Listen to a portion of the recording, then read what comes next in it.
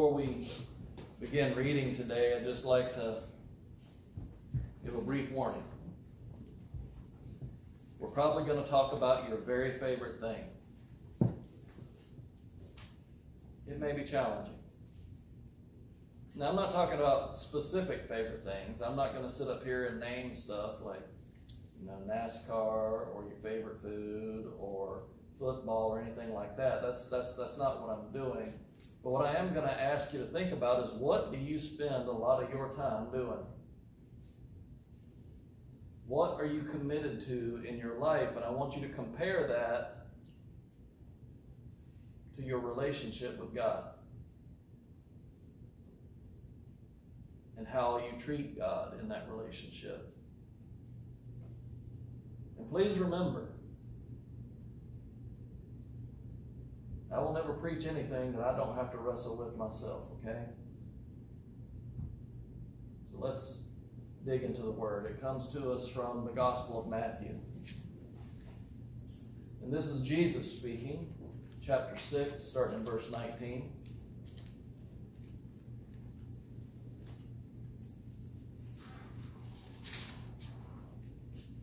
And Jesus says this. He says, "Don't store up for yourselves treasures on earth, where moth and rust destroy, and where thieves break in and steal. But store up for yourselves treasures in heaven, where neither moth nor rust destroys, and where thieves don't break in and steal. For where your treasure is," now read this with me, "there your heart will be also." The eye is the lamp of the body.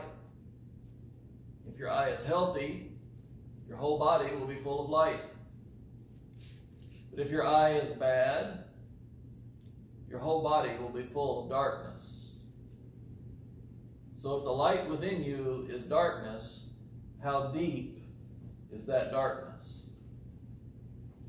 No one can serve two masters, since either he will hate one and love the other, or he will be devoted to one and despise the other. You cannot serve both God and money. May God bless the reading and hearing of His Word. We're getting ready to talk about next week paving our parking lot, and it kind of brought this to mind a little bit. When we pave something, what's the most common material used for paving? Asphalt. Okay. Glad we got that in the first go. But why do we use asphalt?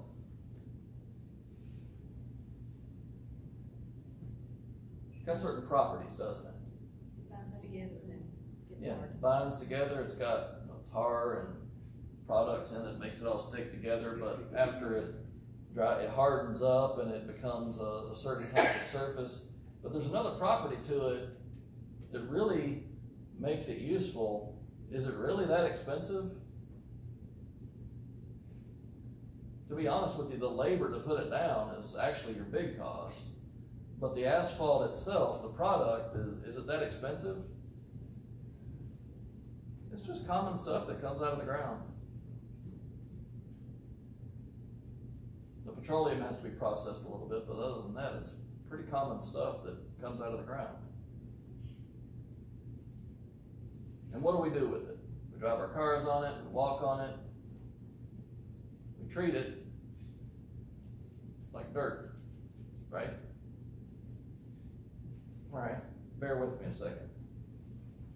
Revelation 21 tells us that when we arrive at the New Jerusalem, what will the roads be paved with? Gold. So, what do we do with gold here on earth? We treasure it. We hold on to it. If you look at the gold value right now, it's probably what, around $1,600 an ounce, roughly $1,200 to $1,600 an ounce the last few years. An ounce. How much would just a 2-lane road cost if you had to pave it?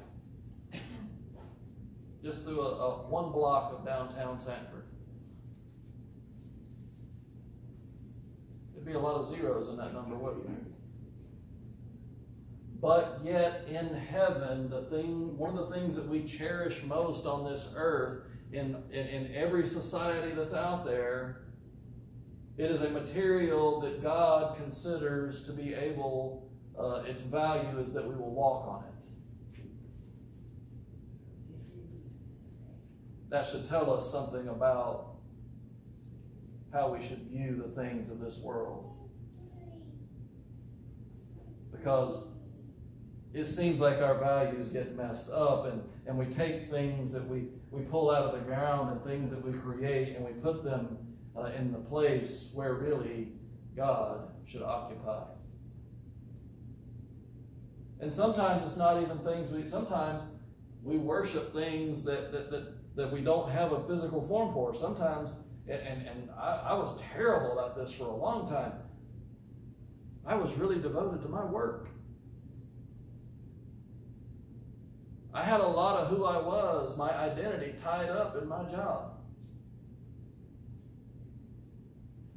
And don't think that pastors are perfect.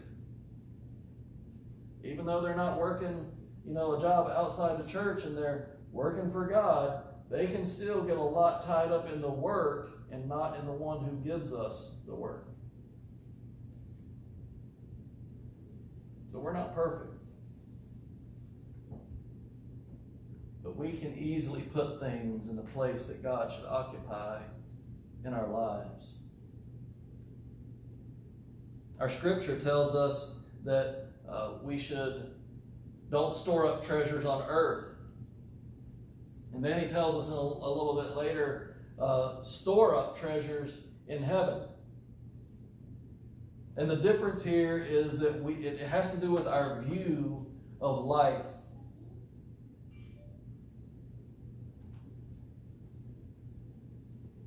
God is saying that we must set our priorities on the things that have eternal value. That is what storing up treasures in heaven is setting our priorities on the things that have eternal value. Because if we have life with God, that will be life forever, will it not? The life that he gives is eternal. Whereas the things that we have on this earth, these things pass away, won't they? Our landfills are full of things. They're slowly passing away.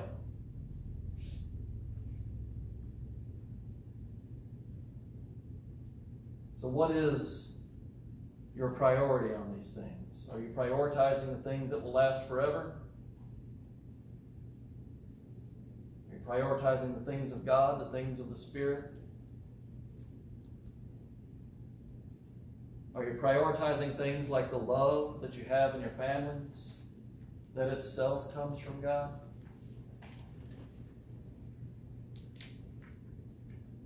Or have you laid your priorities elsewhere? One good way there's actually two good ways to figure out where your priorities really are. It's one thing to think it, but it's another thing often when we talk about the reality of it. Look at these two things in your life. One, look at how much time you spend doing a particular thing. And compare it to the amount of time you spend talking with God. I'm not talking about showing up for worship or things like that. I'm talking about how much time every day do you actually spend talking with God. Compare whatever you're doing to that, the things that you like, the things that you feel like give you meaning, and see which one you're actually spending more time doing. And the other one's even more personal than that. Look at your checkbook. Check out your bank statement. See, what are you spending your money on? That'll tell you too.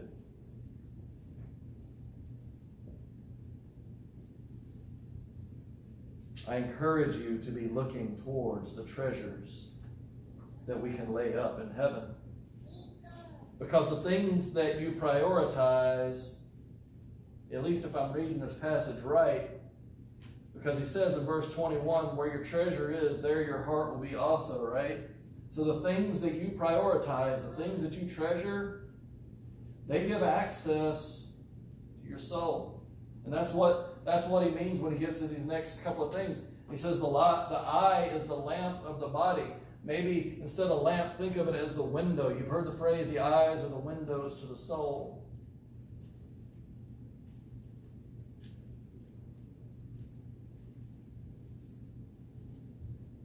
How you see things, how you try to understand things, are a strong indicator of how it is with your soul, what your spiritual health is.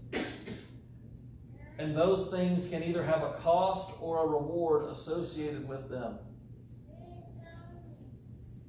Because access to your, think about it, your eternal soul. The value of your soul, you can never put a dollar amount on. Because you will either live forever with God or you will die eternally, meaning continuous death in hell. It doesn't end. You don't just die and go away. But after we stand in the judgment, there will be two places in which we may reside. That is what's at stake. And so, what you treasure can give access to your soul. Think about it like this.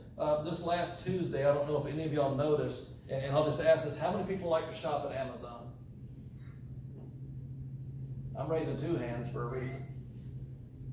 If I had 3 or 4 hands, I'd raise them too, because I use it a lot. It's cheap, it's usually pretty quick.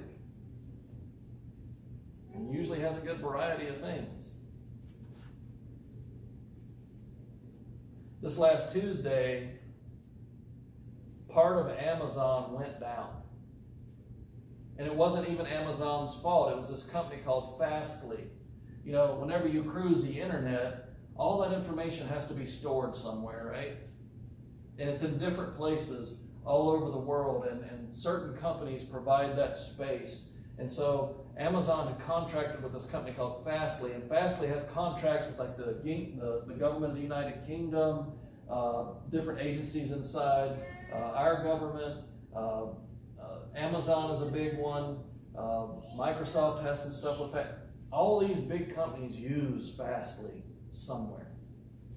And Fastly had misconfigured something, and they didn't even notice it until one person did one thing, and it triggered a cascading effect that crippled their entire system.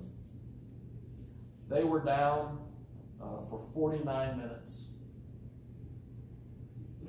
It is estimated that in that 49 minutes, Amazon lost $32 million in sales.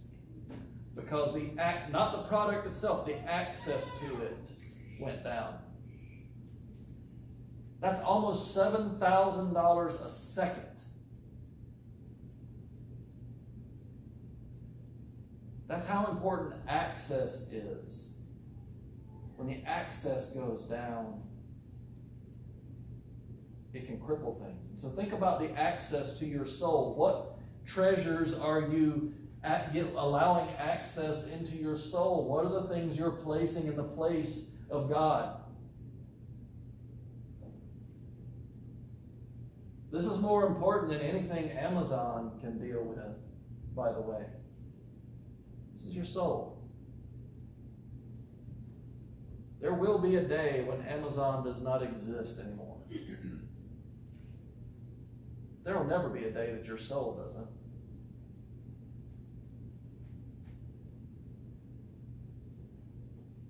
Because we're going to have to decide, I guess. And that's really what this last sentence says. It's a decision. You cannot serve both God and money. And the traditional translation for money is mammon, which is a bigger term than just money. It's not dollar bills and cents. It's a larger term of representative value. You cannot serve both God and the things of this world. One will last forever. The other will pass away. Think about it. Does it make sense? You know, we can make things with our hands, right? Let's just use bulletin as an example. Somebody prints this bulletin, right? Miss Mary? It's beautiful. We've had time. Would it make sense to worship this?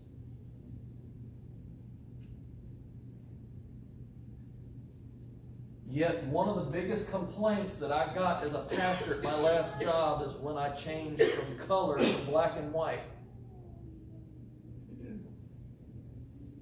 You would have thought I'd proclaimed witchcraft. Does it make sense? And that's just an example.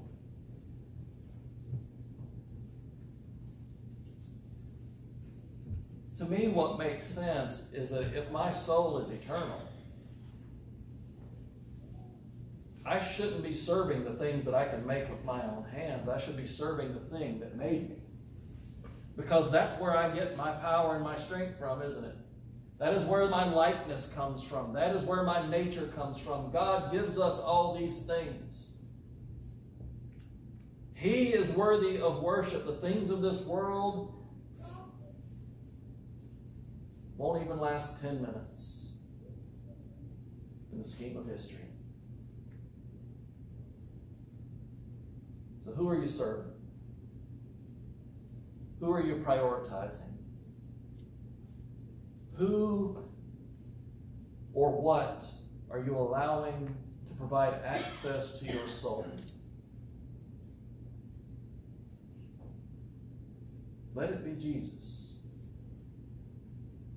Jesus is the only one that can last forever. Let us pray.